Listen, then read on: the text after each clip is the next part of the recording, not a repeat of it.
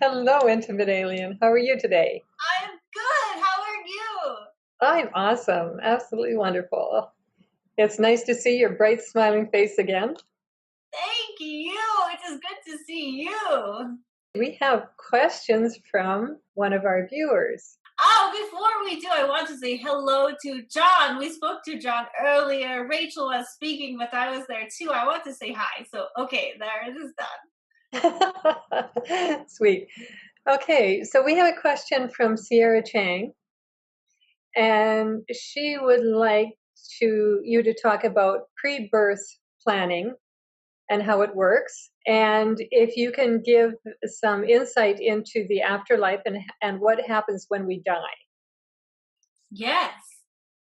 Those are very similar things, right? Because it is in the same space that you are talking about. So, before you are here, you are where you say the afterlife is.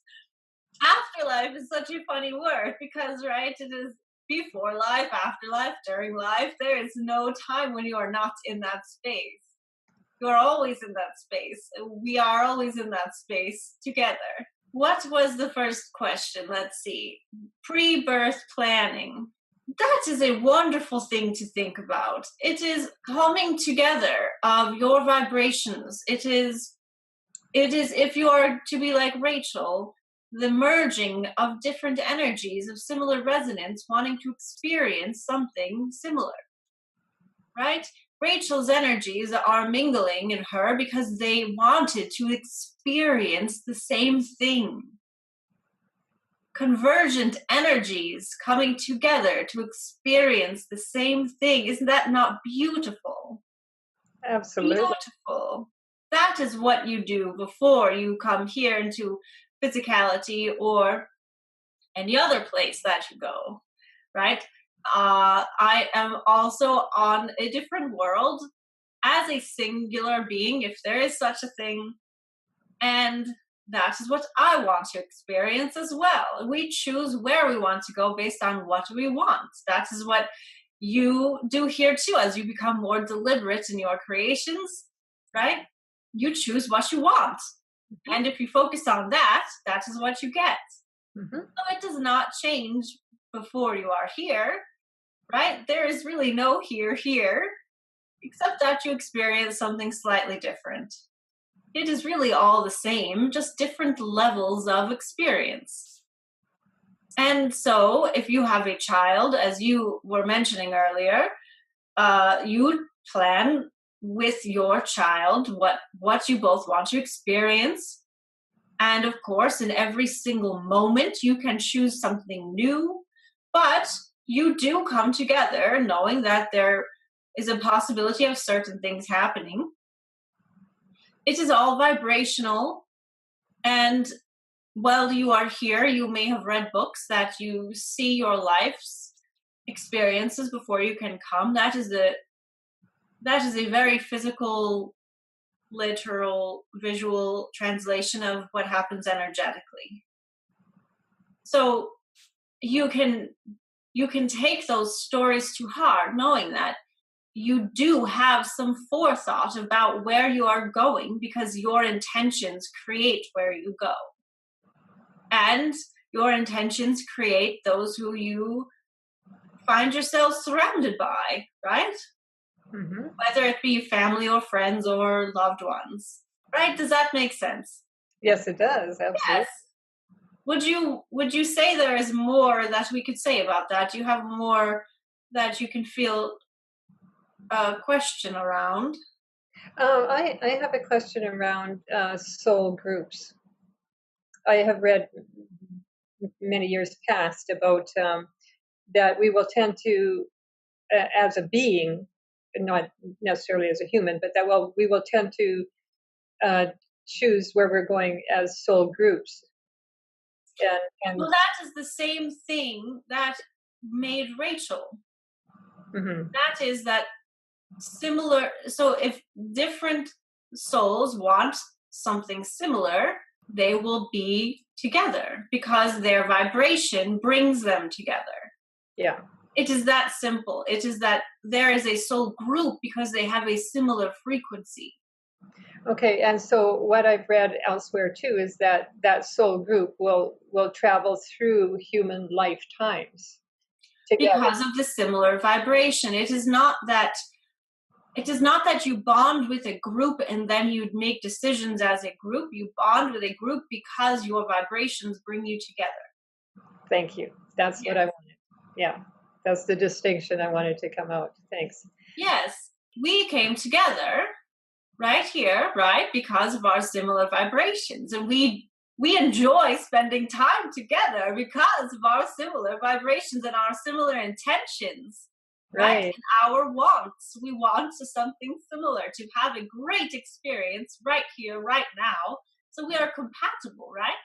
right. Yes, that is what happens in every moment, whether we are speaking of a soul group planning on a new life or a child coming into this physical world to be with certain parents. It is all vibrational matching. Hmm. And so, what happens when there's tension between the two beings? Well, it means that one of those beings, at least, is not in alignment. They are making something outside of them more important than their alignment. Thank you. Yes? Okay, Sierra also wants you to talk about Rachel's grandfather, her deceased grandfather, coming and to see her and the things that he told her about the afterlife. Yes, we can feel that Rachel might be better at telling this story, which is what Roseanne was originally thinking. So we will just comment on it a little bit. But as you can hear, we are now merging more with Rachel. It is funny how this happens. Yeah, she's kicking me out. So she just wants me to tell the story. Hi, it's Rachel. My grandpa, he didn't tell me much in general about the afterlife, but when he came, he told me that they do have jobs there. Like, he was learning new things. And I interpreted that as like he was going to school because I was like 12. He was learning new skills, and like I felt like he was helping to like shape new landscapes and like create new things. And maybe that was just practice, like everyone does that there because there's more freedom Hmm. than we feel we have here. Really, the biggest thing that I learned from him about reincarnation and the afterlife was like when he came to me after a few months and he said that he's not going to be coming back because he's going to be a little boy. And I was like, oh, okay. That was really sad for me, but it was interesting to think that my grandpa was going to be another being and that someone else would get to enjoy him. I don't think there are limitations on us when we pass away. I think if I wanted to talk to my grandfather, I know I could. He could come and I could talk to him now, even though he's incarnated somewhere else. Obviously, Intimate Alien is incarnated somewhere else as we speak to her and as she lives in me. So my interpretation of what he told me was very limited to my 12-year-old mind. I was seeing it through that filter of like, oh, now my grandpa's going to school and now he has a new job. But it would still hold up. We are only capable of seeing to our level of understanding, even Hmm. now. So, in a nutshell, we do very similar things when we're dead as we do when we're alive, and we have just as much fun or much, much more freedom and love and joy and no resistance. And I've been a professional medium. I used to see clients all the time, and that just goes without saying. There really is no death. We are even happier on the other side, and we can still interact with everyone here. And more people are getting to experience that. I've heard stories lately of people having a much easier time when their loved ones pass because they're able to see and feel them even more right now. Hmm. That's just going to grow. So the line is really blurring more. We're opening up more.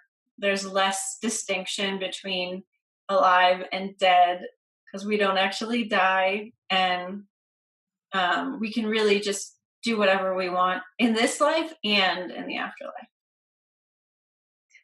Yeah, there's a few. I mean, there's a whole bunch of stuff there, but that kind of, if you can embrace that, that really takes away that fear of death. right? Because so in our past human thinking, we were thinking that this was it and this is the end. And if you don't have a legacy, then what is there? There's that whole really, it's a total and thing. But all the great the spiritual traditions say that, oh no, that, that's that's the beginning and the end and the everything. It's not. It's just exactly what Intimate Alien was saying. There is, that is you. That is you. Yeah, you don't go anywhere. You're still you. You're still Experience you in decide. charge. Yeah. Yeah. So it's really interesting. And what you're saying about creating, uh, the creation is continuously creating. So it just makes sense, right? That you would always be learning new things and having new experiences and having a new focus on experiences. Yeah, it's just a beautiful synchronous dance of creation. It's wonderful. Yeah, I never had a fear of death, so I don't know if I can really relate to it. I mean, yes, if I'm like about to fall off a cliff, I don't just jump over. I save myself, but I never had that fear of like not being here or of there being nothing after death because I just grew up with that connection. But I will say that it can be helpful to know that there's a transition and a shift so that you can still kind of use this lifetime to its fullest. So you don't just take advantage of the fact that every day kind of seems the same. Like when my father became ill a couple of years ago, I got kind of a similar thing of like, you're a mortal being, and it really gave me a lot of perspective as to make the most of this life. So I Hmm. feel like when people normally have a fear of death, like it can help them even. It can be a catalyst for living the most epic in alignment life you can here, because I don't really know many people, if any, who are like really in their alignment and living fully. I do my best, but I probably only lived 10-25% of my fullness. So, Yeah. and that's not a cut or a dig at me. I'm doing a great job. I love my life so much, but there's always room to live more. So I think if you have a fear of death, then reframe it to be helpful and be like, yeah, I really want to live the most while I'm in this physical place. I'm really interested in that because I have the same feeling. Like we have so much more potential, and we're just barely scratching the surface. And you and I are both well into it. And so, well, how do you think we can go further? How do you think we can open up more to that possibilities, or our possibilities, our potential, our fullness? That's the best question ever, isn't it? Like, I'll answer for me and then I'll bring her back because she's dying to answer this too. But for me, it's just focus on my alignment, be more present, be in the moment so that I can live the moment. Be in the moment as much as I can so I have a choice over what I'm creating. I have a choice over what I'm feeling, therefore, what I'm creating. So it's just that fundamental thing of be more present. If you don't know what that feels like for you, get a way to get in the moment, and I'll bring her back now. So While you're doing that, I'll talk. Being in the moment for me is also, it brings such a greater awareness of everything and a greater experience of everything. So while, you take the typical rose analogy, the smell, like if you're in the moment and you smell the rose, that scent just permeates everything and it's so big and full, and the texture is big and full, and you have the entire experience of the atmosphere all around, and it's a huge experience. Every little thing is a huge, full, rich experience. And we have Intimate Alien again. yes, I love that. I love that. It's so true. You are immersed. right? Immersed in Yeah. the moment, immersed in your life, fully surrounded by your choice in that moment. Yeah, and the full experience of it instead of the limited experience of it. Well, in that experience, not only are you in the moment, though there are two things happening. You are in the moment, which allows you to have choice to smell the rose. You have that option. You are in the moment. You see a rose, you say, oh, I would like to smell that, and you are able to do it. But also, you are focusing on the beauty of the rose, whether it is just the appearance or the smell or the texture. And that focus on your beauty of that rose, the beauty of the moment, that is allowing you to access love and newer dimensions. That is an actual extra dimensional experience that you are accessing in that moment. And I just got a whole tingles everywhere. Yeah. Yeah. And that's what happens when you are in the moment. You are aligned to all of you. If there is a line from you going up to source, that means you are standing in the line of that alignment. And you are only really able to do that in the moment. Nicely said. Yes, thank you. Okay, so how can people how can they get there? What's Well, help if you people? are not in alignment or in the moment, then you are only able to really realize it when you are close. So if you can realize, wait a minute, I am like on autopilot here. I am not feeling great. I'm not feeling the best that I know I can feel. You have to be close enough to the moment in order to know that you are not in it. So if you are thinking right now, wait a minute, maybe I'm not in the moment very often, then you are already almost there. You are almost there already. Is that not a good feeling? Mm-hmm. Yes. So you have very little work to do to get there. There are many techniques, but we would recommend, well, first of all, in your daily life, notice how you feel more often so that you can know where you are. Right? First step, awareness, know where you are. And you can do any number of things we have mentioned already, and many people mention. You can meditate, which really means connect with yourself. Very often, Rachel uses the word relax when she is sitting down or laying down, and she just closes her eyes and says, relax, relax. And she breathes and she relaxes her body. That is a meditation that is worthwhile. Mm-hmm. And so is focusing on connecting with your higher self and allowing that feeling to come into your body, and it will feel good. That will work. And there is a gym self technique that has you put a little dot in the center of your head, behind your third eye, in the middle of your head. And that puts you, if you move your focus back to that dot, move your eyesight back to the dot. So you see from the center of your head, that will put you in the moment. There are many ways, but it comes down to focus. Focus on your alignment. How are you feeling? Are you worrying? You are not in the moment. Are you upset about tomorrow? You are not in the moment. Are you feeling very centered and stable and good? Then you are in the moment. And you know what is so true about the moment is that once you find it, you can stay there. It is not easy at first. It is something that builds up. Build up your tolerance for being in the moment. Build up the muscle of being in the moment, because then your experiences will expand. As Roseanne described, that is not a beginner experience. That is a very advanced experience because she has practiced that. She has practiced the capability of sustaining the moment.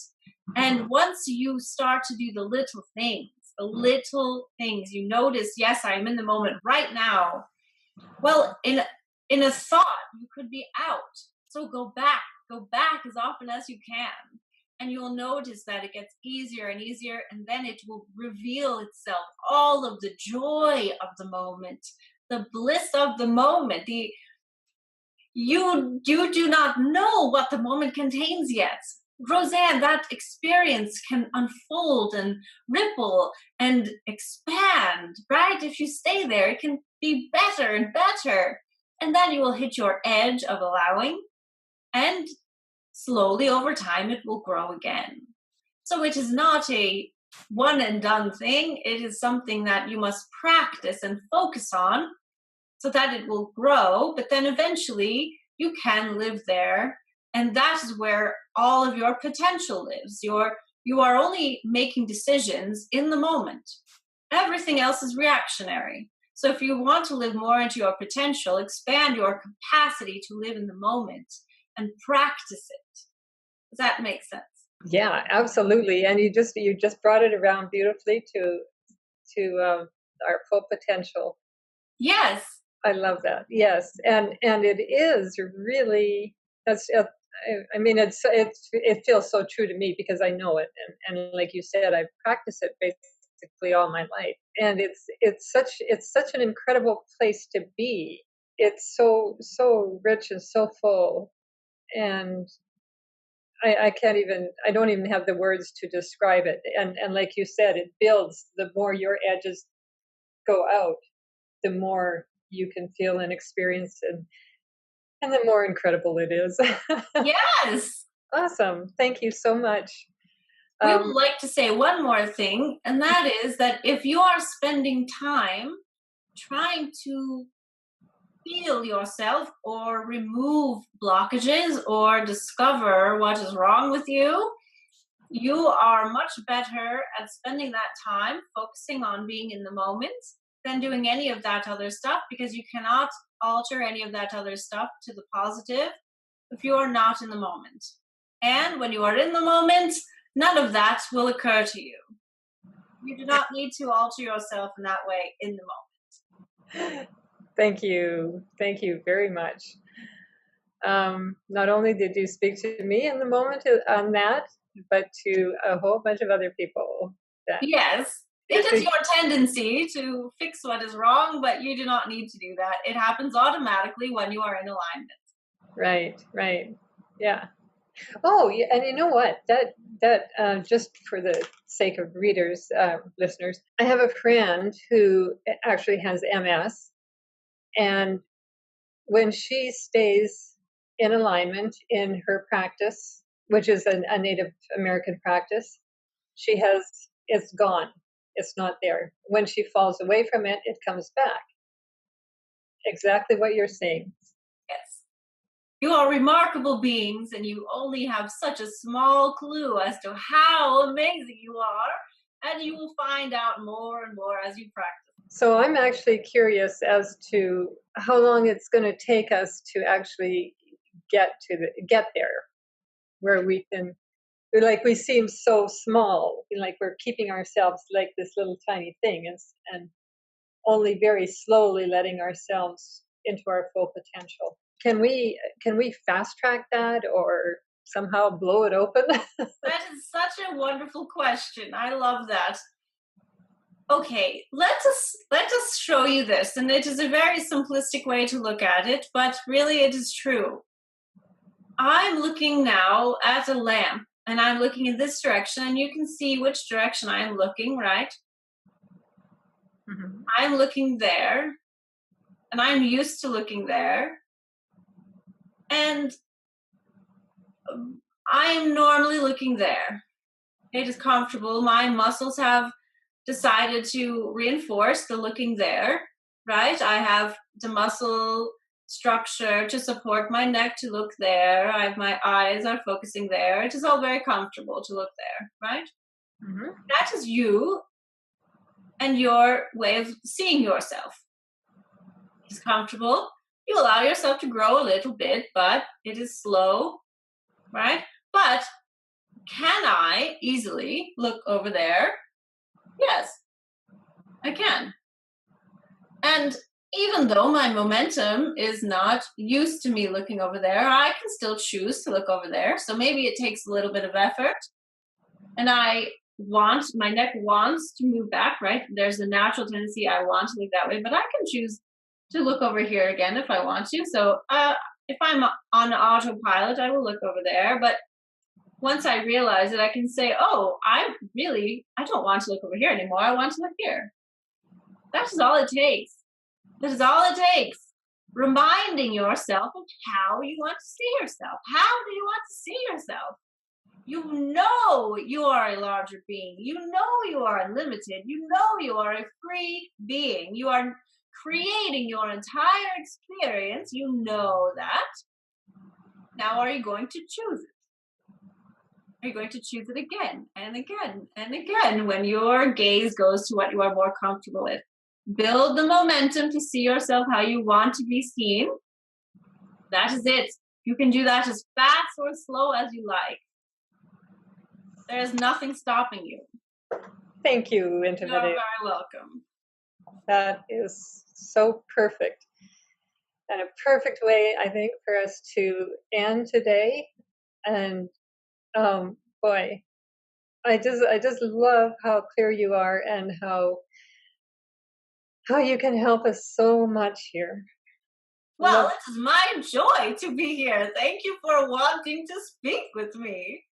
Oh, absolutely pleasure. Okay, thank you everybody for watching, and please like our videos, share them, and share Intimate Alien with your friends and get the knowledge out so that you can expand and the world can become so much more. And you can have more fun. That is really it, right? Have more fun. More fun, yes. Okay, bye everybody. Bye.